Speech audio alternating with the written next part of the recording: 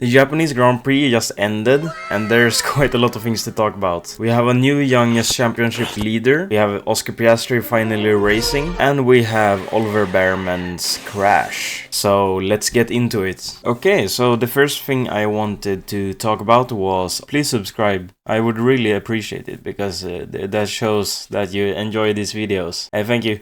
On to the video. Oscar Piastri. So, Oscar had a great start. He went from third to first in the first corner. Because of him, of course, but also because of the Mercedes cars not being that great in the start. And on top of that, Kimi Antonelli kinda didn't get the clutch in all the way. So he fell back also quite a lot. So Oscar Piastri could just beeline for P1. And yeah, he led for a very good bit of the race until the first stint was over. So when everyone decided to pit at that pit window, he led all the way to that first pit stop, and he was projected to be the leader even after the pit stop. And yeah, this is a pretty insane turnaround for him. He went from not even having raced in a main race to being in P1 after the first turns. Very great to see. He also got a podium as well, P2, which is amazing for the team and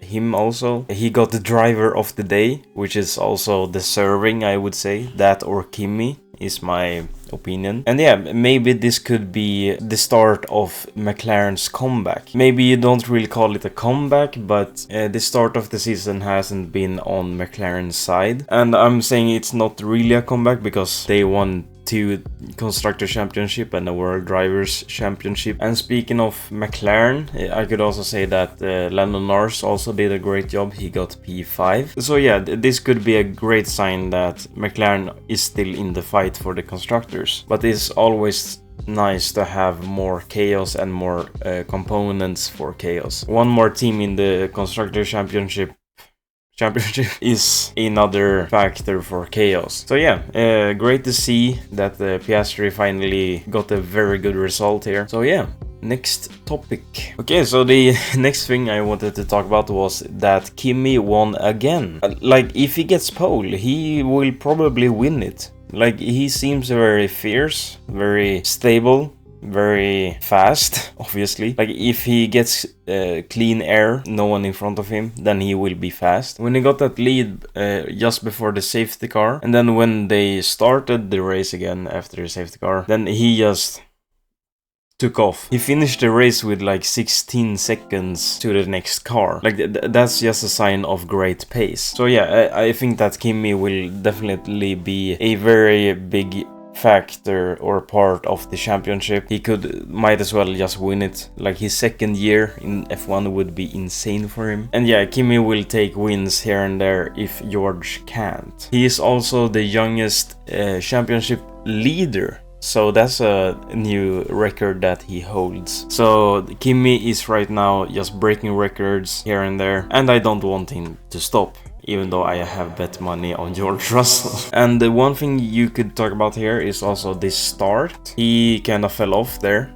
He got from first to 6th place. So not the greatest of starts, and kind of took a while for him to climb his way back. It kind of took till before the safety car for him to get into the lead again, while George Russell did get P2 quite fast, but they couldn't get past Oscar Piastri. So a big contributor to him winning the race was the safety car and the safety car timing. So at lap around 18-20, about there was a safety car for Oliver Bearman's crash. And here Kimi decided to stay out, because this was about where the pit window for the mediums opened up, the people on the medium, which was everyone but Valtteri Bottas, I think. They decided to pit, so that put Kimi up in the order to the lead. So he was P1 after everyone pitted. Right after everyone pitted, there was a safety car. And if you don't know, if you want to pit during a safety car, because that saves you time. So when you pit, let's say pit is here, you lose time, about 20 seconds, to go through that pit lane, because you have to slow down. Then you have to pit, and then you have to drive out.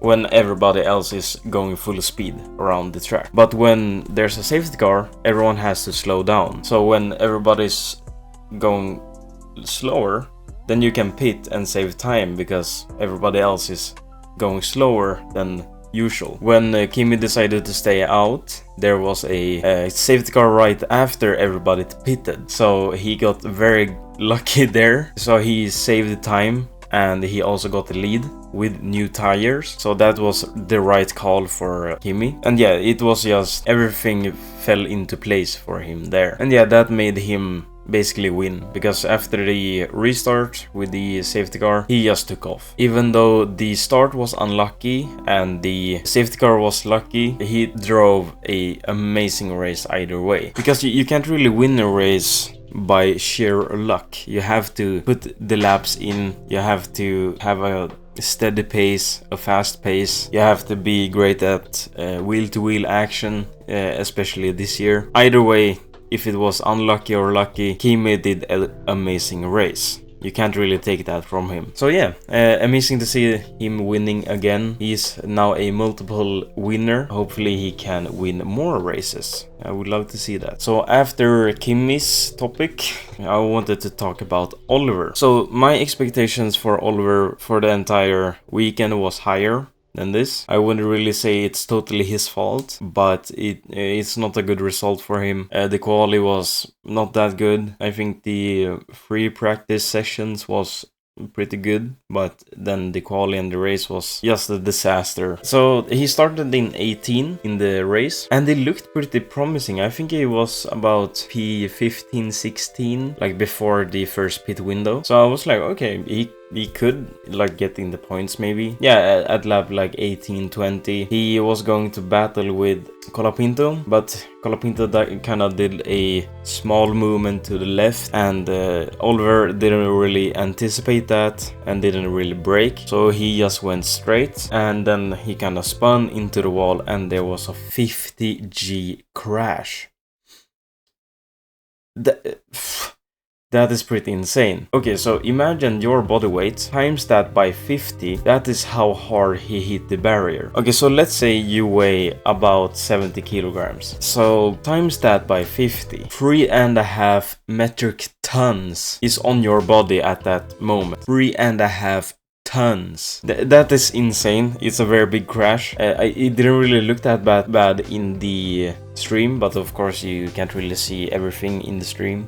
Pretty scary when they did the replay. Luckily he is fine. He kinda hopped like on his left leg because his right was a little bit hurt right after the crash, but later when we saw him in the garage, he was pretty much fine. He did a X-ray scan or a scan of some kind, and there was no fractures or any big injuries for him. That's great to hear. And yeah, it's great also that we get this like a month break for him at least, so he can recover fully. But yeah, it is also insane to think that a 50G crash results in no fractures, no injuries, maybe a little bit of a hurt foot, and that's it. This also is why we have so many safety regulations for how the car is built. If we didn't focus on safety for this year's car, that could have been really bad. So yeah, great to hear that he is fine. Okay, so on to the next topic, which is George Russell. So his start wasn't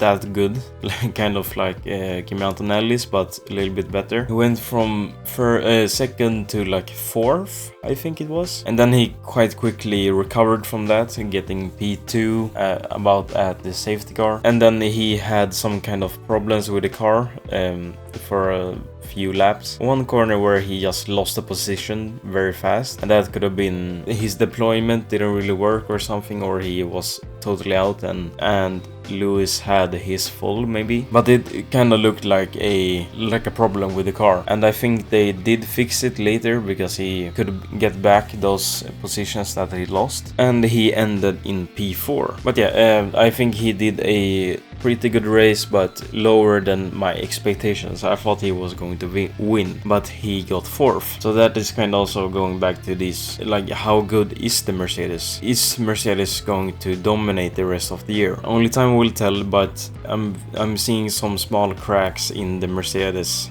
and some better opportunities for the other teams. Okay, so those were the like main talking points I wanted to bring up. So I'm thinking just go to prediction correction. Okay, so let's get into the quali random predictions first. So I first said both McLarens got Q3.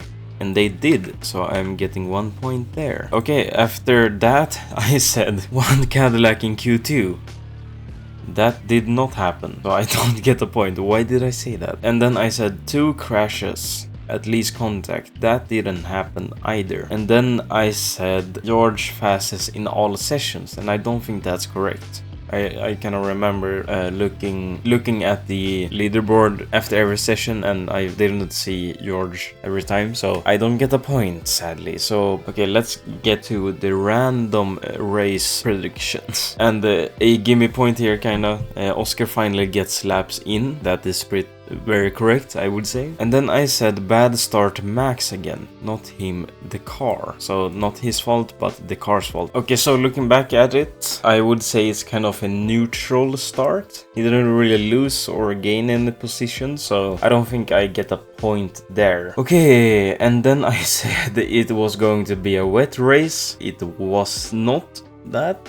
At all, so I don't get a point. And then I said 5 DNFs. We had 2, so no. And then I said Ferrari won 2 first lap. I realized that I didn't really have to double check because Piastri got P1 for the first like 15 laps, so I don't get a point there. Okay, let's go to the top 5s. So the quali and the race top 5s. In total I did 23 predictions. I have 2 points, so I need to get 9.5 points more to get this SPP, and I don't think that is going to happen. But let's do the quali top 5 first. Okay, in 5th I said Max, not correct. In 4th I said Lewis, not correct. In 3rd I said Charles, not correct. P2 I said Kimi, and then I said George, so I get no points there.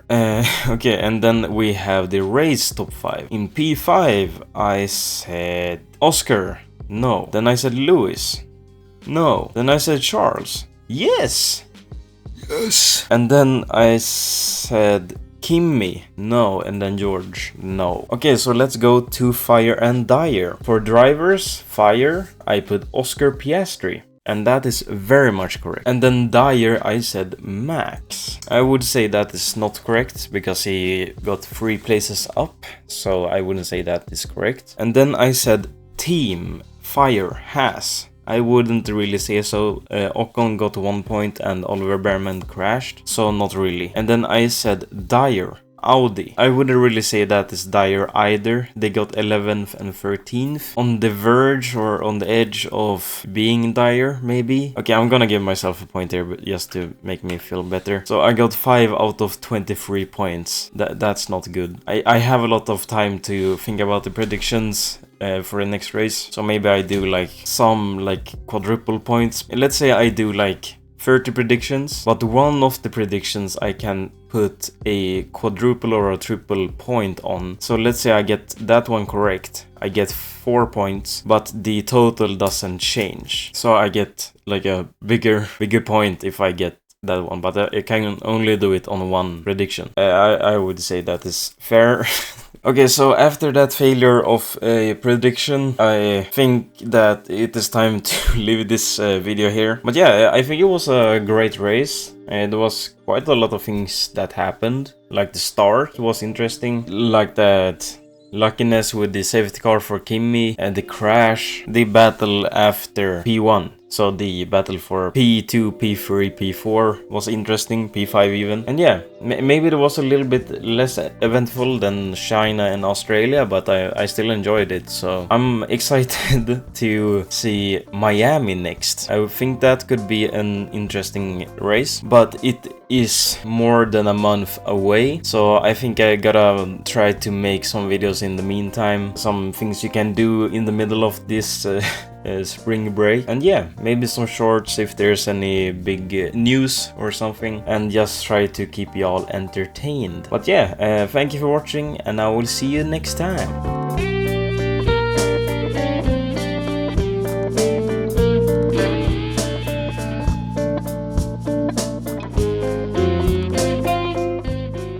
For drivers, I said fire Oscar Perez. I'm kind of rooting for him in the championship, even though I have bet money on George Russell. But we don't have to talk about that. Maybe I will change my bet. I don't know. We'll see. Also, a fun fact is that he is the youngest. What was it? Youngest? Big youngest. How am I gonna win this championship? Like, I have 1 out of 3 SPPs. Okay, I gotta make better predictions, I guess. I don't know why I need to shit every time I record a video. It's so weird. But alright.